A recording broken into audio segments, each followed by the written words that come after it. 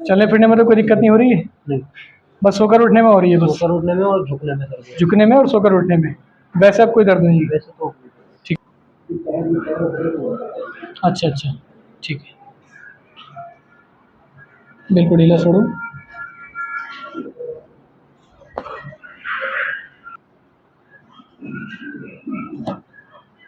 ठीक है,